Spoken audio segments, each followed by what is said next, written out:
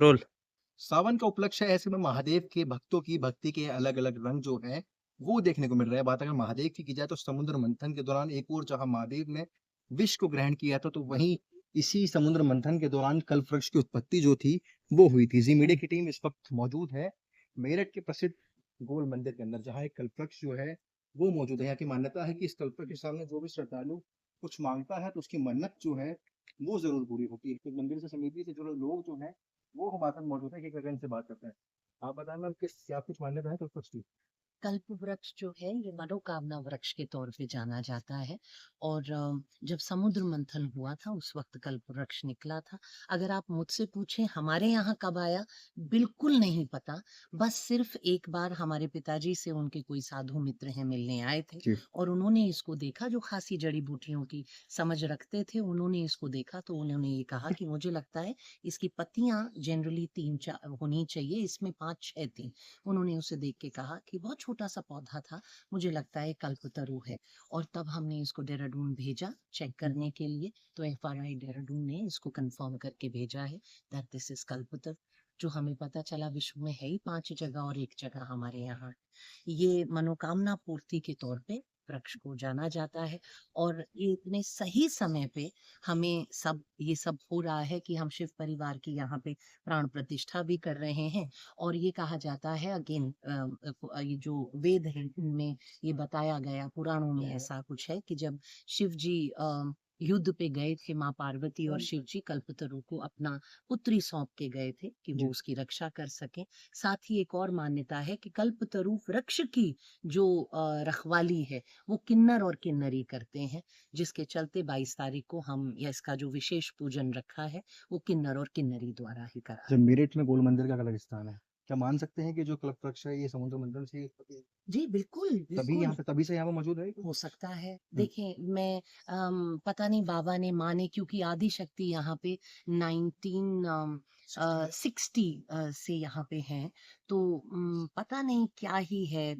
जो चीज़ मैंने देखी नहीं, मैं ऐसे नहीं बोलना चाहूँगी, लेकिन हमें पता ही नहीं कि ये यहाँ पे थे और बस अब पता है तो हम जो सबको देख बता रहे थे रहे अभी हैं। कि लोग भी यहाँ पर आके मन्नत माँग रहे थे, कह रहे थे सब कुछ पूरा हो रहा है यहाँ पे हाँ, आके? यस यस, ये तो होता है, ये तो यहाँ पे है। ये बहुत लोग आते हैं यहाँ नीचे खड़े होके मन्नतें मांगते हैं और पूरी होते हैं। और उसके बाद मैंने उन लोगों को, मैं सिंस बाहर रहती थी, मैं यहाँ आई तो मैंने देखा अनेक बार कुछ लोग पेट के बल लेट लेट के पहुंच रहे हैं माँ के पास, कल्पतरु को पानी देते, पता चला उनके पास 25 साल से पुत्र नहीं है, पुत्र की प्राप्ति हुई। ऐसे अनेक कथाएं हैं जो मुझे, ऑफ कोर्स हमारे मैनेजर हैं, वो आपको और भी ज़्यादा बता पाएँगे इस विषय में, ऐसा तो बहुत है यहाँ पे। अच्छा, विश्व में केवल 5 कल्पवृक्ष बताए जाते हैं। आप कुछ कल्पवृक्ष से संबंधित स्कल्पचर मुझे दिखा रहे हैं। जी, क्या बिल्कुल। कुछ है वो जानकारी आपको? जी। जी, बिल्कुल। तो मैं आपको ये बताना चाहूँगी कि एक तो मेरा नाम रतिका गौर है, मैं भी जी। ट्रस्टी हूँ गोल्ड मंदिर की और ये मंदिर हमारे परिवार में काफ़ी जनरेशन से है और हम लोग एक सब कुछ निभाते हैं। आपको आप पूछ रहे थे मुझसे कि कैसे लोग इससे इच्छाएँ माँगते हैं, तो जी। आप ये देख सकते हैं लोगों की इच्छाओं की बहुत ज़्यादा अम प्रमाण आपको दिख जाएँगे। एक वक़्त पे ये काफ़ी छोटा-सा था कल्पवृक्ष, तो इस वज़ह से हम लोगों ने इसको बैरिकेड करके रखा हुआ था और अब हम लोग खोल रहे हैं जनता के आने के लिए, ताकि वो लोग इसको देख सकें कि कितना भव्य है और कितना ज़्यादा महत्वपूर्ण है। वेद पुराणों में, महाभारत में, हमारी हर जगह आपको कल्पतरु के मेंशन्स मिल जाएँगे बहुत अच्छे से। इनफैक्ट ये सिर्फ़ और सिर्फ़ इंडिया ही नहीं, साउथ ईस्ट एशिया में भी इसके बहुत से रेफ़रेंसेस आपको मिलेंगे। मैं आपको एग्ज़ाम्पल के तौर पे बताना चाहूँगी कि अगर आप जावा इंडोनेशिया में देखें, तो वहाँ पे 7th-8th सेंचुरीज़ की जो टेम्पल्स हैं, उसपे आपको प्रॉपर स्कल्पचर कार्विंग्स मिल जाएँगे, जिसमें कल्प वृक्ष का आपको इमेज दिखता है और उसमें साथ ही किन्नर और किन्नरी हैं, जो ऑफ़ कोर्स दूसरे रूप में वहाँ पे प्रदर्शित हैं, क्योंकि 8th और 7th सेंचुरी की बात है।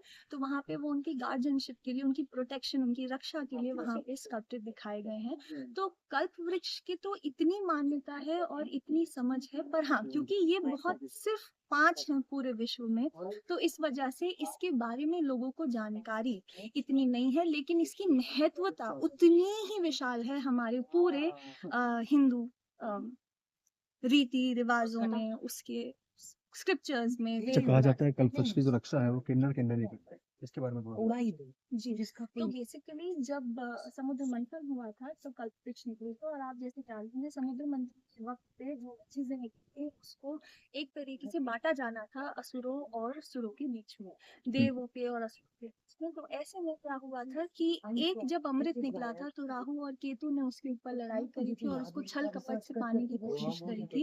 यही देख के फिर कल्प वृक्ष जो भी निकला था समुद्र मंथन के वक्त पे, उसकी रक्षा का दायित्व उठा और उसकी रक्षा का दायित्व हमारे समाज में दिया जाता है किन्नर और किन्नरियों को। जो भी भक्तगण आएंगे वो यहाँ पे आके अपनी इच्छाएं मांगेंगे, उन इच्छाओं की रक्षा, उन भक्तों की रक्षा एक तरीके से हमारे वेद पुराणों में किन्नर और किन्नरी। अच्छा अच्छा इस तरह का आपको भी किन्नर वेरी नाइस बिल्कुल, आप ये माने कि हम लोग ने ऐसा आयोजन किए थे, इनफैक्ट मेरी मदर भी है जी सोच थी, जब हमको हमारे पंडित जी ने ये अवगत कराया कि वेद पुराणों में कैसे किन्नर और किन्नरी समाज के द्वारा ही इसकी रक्षा की जाती है, तो हमने ये सोचा क्यों ना उनको वही फिर से स्थान दिया जाए।